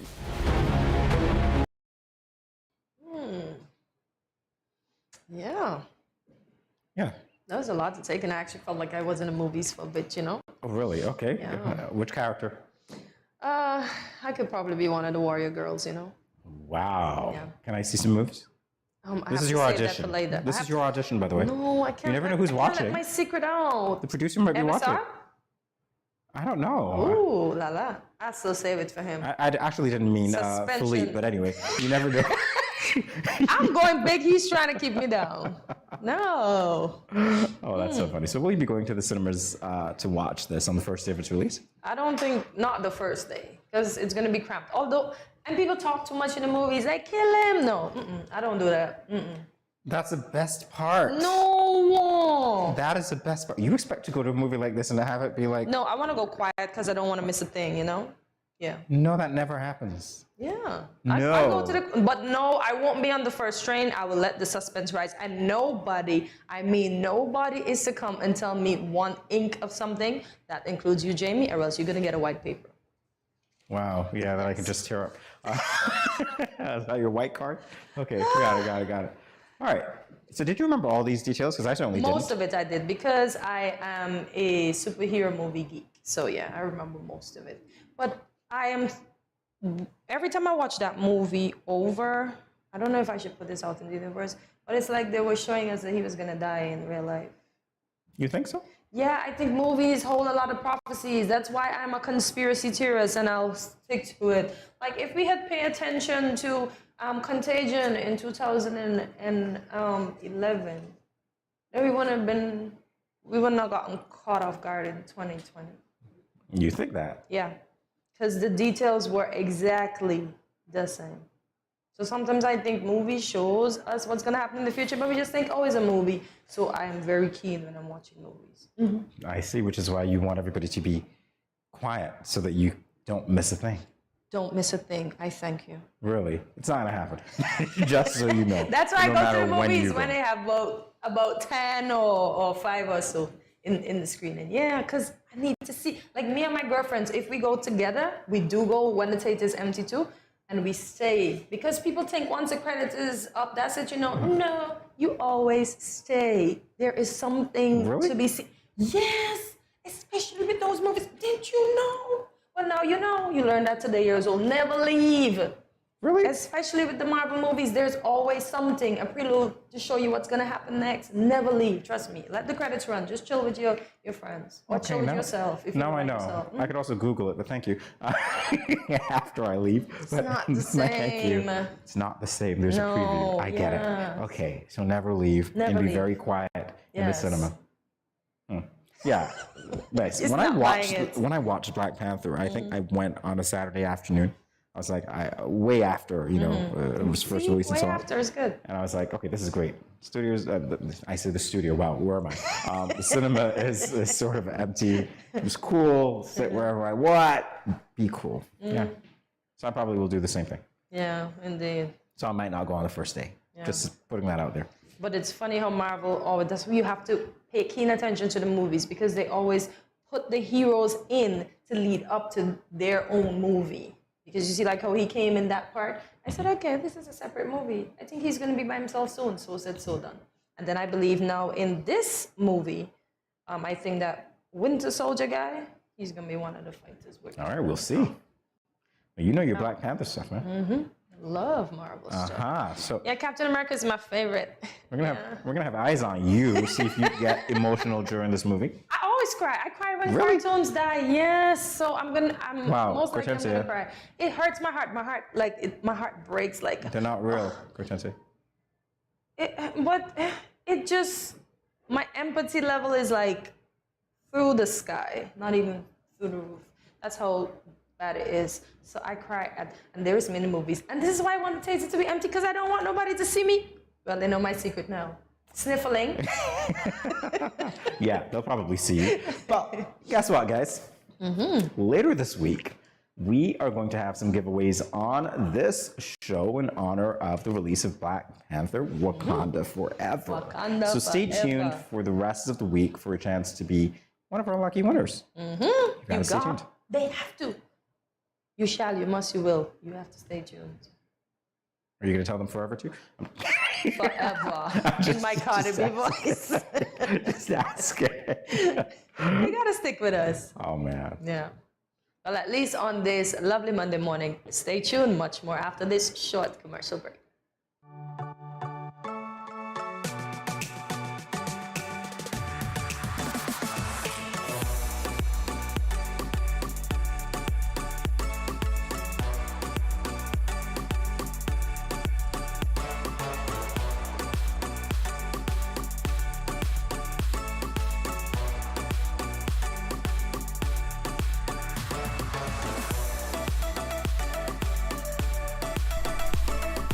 Yeah.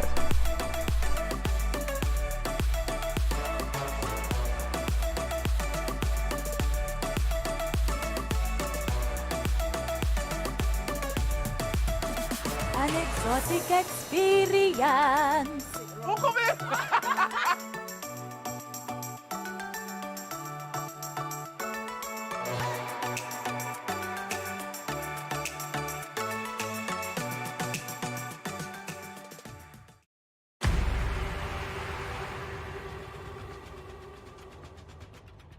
What will it take to grab the attention of someone with the power to make your dream come true? 7 hopeful entrepreneurs in search of the finances necessary to take their ideas to the next level. This is their lives, right? This is their business. 4 savvy business owners ready to make a pragmatic investment. You can't help people if you can't help yourself. First, you make the dollar and you give the dollar. Why you take your business offline? I really feel that you need to do a little bit more research. Very knowledgeable. Super knowledgeable. You have a great idea and a great concept. I think you'd be snapped up by Disney. If you have a job someplace, it means that if something is not working, you can walk away. Who will invest? Let's do this. Let's do this. Thank you. And who will be sent home with nothing? I am your host, Kevin Hope.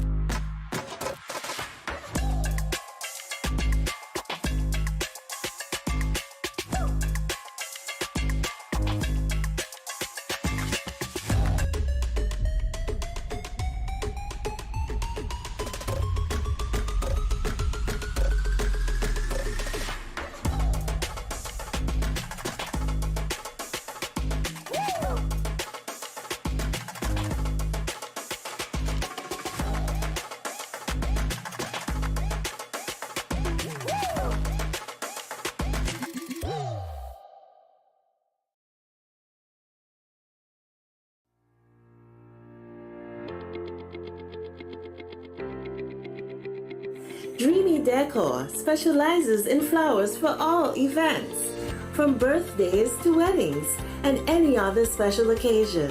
What's a better way to express to the people you love than by providing the finest selection of beautiful flowers and gifts? So when you think of flowers, think of us, Dreamy Decor.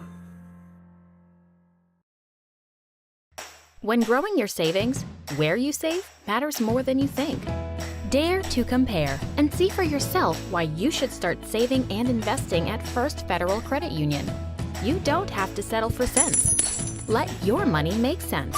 Reap a higher return by stashing your cash in a high-yield savings account or term deposit and earn up to 4% interest on your money.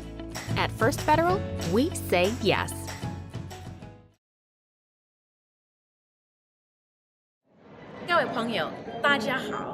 Greetings, my lovely people. I'm Chantel, residing in Taiwan.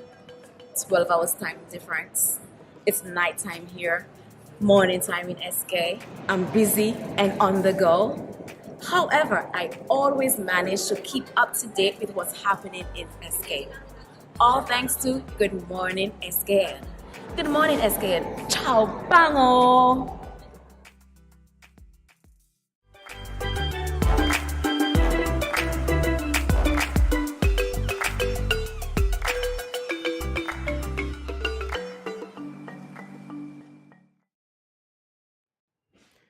Welcome back to Good Morning SKN. It is time to let you know what's happening. So first on the list, it is the Taiwan Expo. Today's your last chance to visit the annual Taiwan Expo in St. Kitts and Nevis, held in the lower lobby and St. Vincent and Dominica rooms of the St. Kitts Marriott Resort. It will be open to the public from 9 a.m., so it's already open. Yeah. And it's going to close at 4 p.m. The Taiwan Expo this year is showcasing a wide range of products that meet the needs of industries, businesses, and households in St. Kitts and Nevis, including solar panels, sports equipment, skincare products, food and beverage, information and communication technology products, consumer electronics, motorcycles, off-road or four-wheel vehicles, totally cool, hardware, household products, and auto parts. So you don't want to miss it. Go check it out. You don't want to miss it. Jimmy, maybe we can go buy 2 four-wheelers, and just come. But on a day like today, we'll need plastic covers. Maybe they might come with built-in ones. No, man, I'm going to do the bumper car thing in the studio. Let's go. Somebody get me some bumper cars? We do that now? Not gonna work. Not gonna work? No, Really? no. Can you imagine? We're gonna, cause a Yeah. lot of damage to the equipment. Too much damage. We continue now. Road March 2022 songs. The St. Kitts Nevis National Carnival Committee has confirmed that all Road March bands, soca artists, and calypsonians must submit in writing the name of their tune to be considered for the Road March to the St. Kitts Nevis Secretariat by Friday, the 18th of November.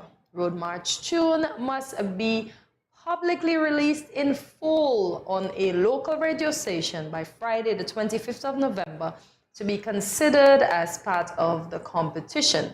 For the first time in the history of Carnival, the Road March winner will receive what? I'm gonna write a song. $20,000. The first runner-up will receive $15,000. Woo! Jamie, we gotta write a song. And the second runner-up will walk away with $10,000. This is like, let's do this. Jamie, we're gonna write a song, right?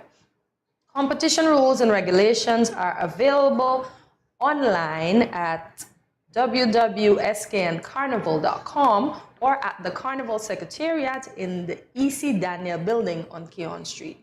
Jamie, we writing a song. True story. Given some of the Road March songs that I've heard over time, I thought I could have written one or two before.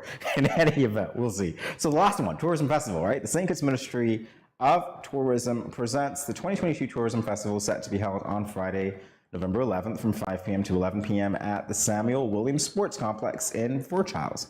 Entertainment includes cultural acts, Upset Squad, Poinciana Theater, EK, The Realm Right. Real Right. Real Right. The Realm Right. Real Right. Wow, this sounds like my Muppet voice. EBJ Harmonic Steel Orchestra. And vendors to be present are, food and beverage, right? The agro processors and artisans. So there will also be a kid zone. We have a bouncing castle, imagine that. Popcorn and a whole lot more. Admission is free, which is the best price. Yeah. And there will be lots of giveaways as well. So you do want to go check that out.